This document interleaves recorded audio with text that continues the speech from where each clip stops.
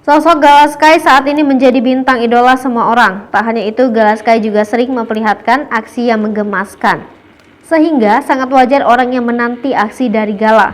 Kelucuan pun diperlihatkan oleh Gala sehingga ribuan orang terhibur.